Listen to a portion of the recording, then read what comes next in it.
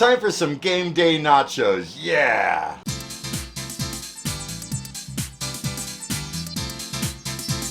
Hey there, ladies and gentlemen, welcome back to the Food Experience. Today's experience, we're gonna make some nachos. Not just regular nachos, but kind of like Americanized nachos. Normally I use carne asada or chicken, and I use authentic Mexican type spices to marinate them.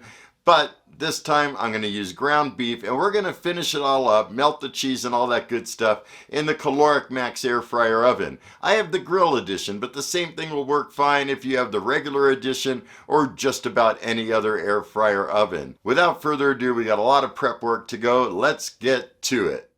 First thing I'm going to do is brown some ground beef. Got it in a little fry pan, breaking it up as it's heating up. Looking like it's getting near completion, not seeing much pink left in there, and that's what you want to look for. And just kind of make sure everything's broken up pretty good. Some people like larger chunks, some people like it fine. Totally up to you. That's looking pretty good. I'm going to reduce the heat. Now you could drain the fat if you have beef with high fat content. This doesn't really have too much grease, so I'm going to leave it in there. Now I'm going to add my spice blend. Basically, it's like one of those taco seasoning pouches, but with no questionable ingredients and all good quality spices. I'm adding 2/3 a cup of water. I'm sorry, actually 3/4 cup of water. And you want to give everything a stir. Make sure everything gets well combined. I'm also going to add a little bit of a dash of Ajinomoto. Get that all stirred in there. So I'm going to go ahead and let that simmer until about half of that liquid evaporates. It's looking like around half of the water has evaporated now. Next, I'm going to go ahead and use half a can of Rosarita refried beans.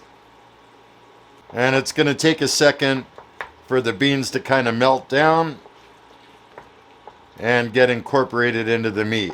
And you can see it's starting to break up really nicely. And it's looking like it is near done at this point. Most all the liquid has evaporated. Gonna let it evaporate just a little bit more. That's starting to look really good. The texture is pretty smooth. And that's gonna make for some great topping on the nachos. Time to preheat the max. I'm gonna go to oven mode. Gonna go to broil. Gonna set the time a little bit higher to allow for me to assemble everything, and I'm gonna set the temp at 450 and start her up. These are the chips that I'm gonna use for the nachos. You want to spread the chips out. They don't have to be in a single layer or anything. And I'm only one person, so I really don't want to make too much. I'm gonna try to make some guacamole, which I've never made a day in my life.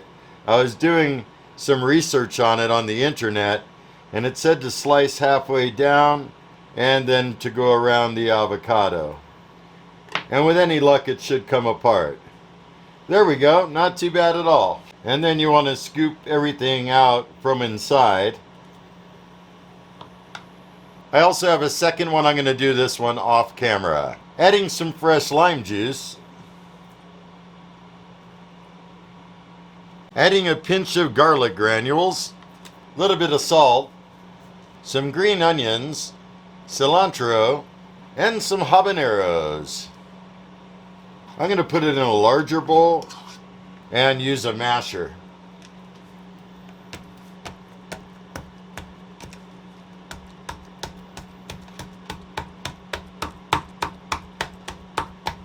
And that's definitely looking pretty good now. All right. Time to add some of that nice seasoned beef and bean mixture that I made.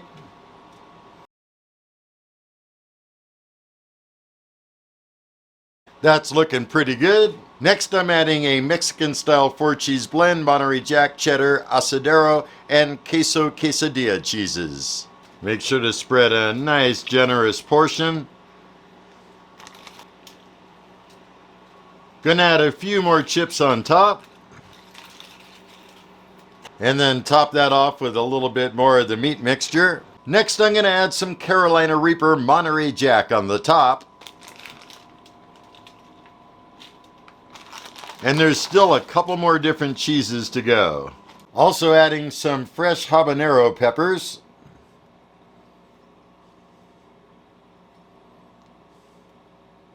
And a little bit of green onions. That's looking pretty darn good. Time to put it in the max in broiler mode. Then we got a couple other things I'm going to add. Let's go ahead and put it in the max. I'm going to use the regular air fry slot. And just keep an eye on it until the cheese melts. No real specified amount of time. It's been in there a few minutes. Let's take a look at it. Oh yeah, that's looking good. Definitely looking good and smelling good. And we're almost done. I am going to add a little bit of nacho cheese sauce. Putting it back in the max for a couple more minutes. I have it in the bake to position now. And I just want that nacho cheese to heat up. They've been in there a couple minutes. Time to go ahead and remove. Everything is nice and sizzling. That's what I'm looking at. Gonna sprinkle a little bit of cilantro on there. Fresh cilantro that I cut. Add some cotija cheese. Couple dollops of daisy. Some fresh guacamole. All right, so that's a wrap. That's looking pretty dang good. Let's go back up top and sample some of that together. Welcome back, ladies and gentlemen. There's the set of nachos that I just made. Boy, it's blazing hot too. That's why I got an oven mitt on, but look at that cheese. Oh yeah.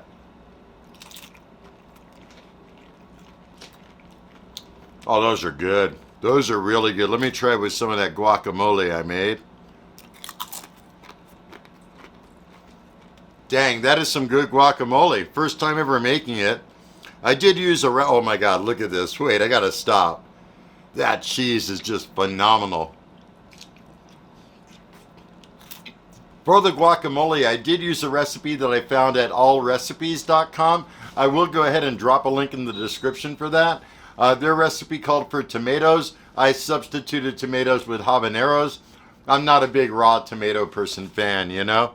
But, yeah, overall, these things are amazing. Just as good as anything I'd get from a restaurant. And actually better than some restaurants I've eaten at. The meat mixture I made, everything is just like so amazing. I'm going to have to use a fork for most of this stuff. It's all buried.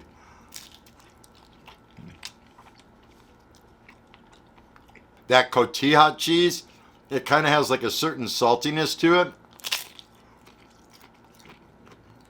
The fresh habaneros, man, everything about this is so good.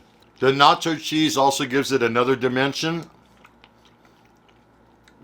Normally I don't like nachos that are just that nacho cheese, but when you mix it like this, it's good. Definitely got a nice kick from the habaneros. Also in my taco meat seasoning, I did have some ghost pepper powder. You don't have to add all that stuff if you're not into the spicy life. But if you do like the spicy life, go ahead and make it just like I did. Otherwise, just omit those things. Anyhow, I'm going to enjoy the rest of those nachos in private. They're so good.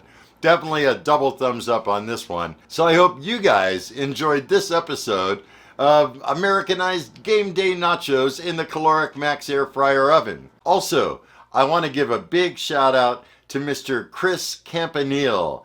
I heard it was your birthday last weekend. Happy belated birthday.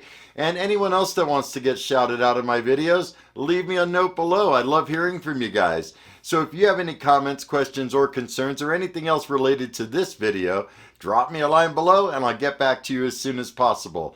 Otherwise, I'm going to wish you all a very stellar day. Be excellent. And most of all, remember me. I am KJ Andy O, your food experience host with the most. Y'all take care, and I'll see you next time.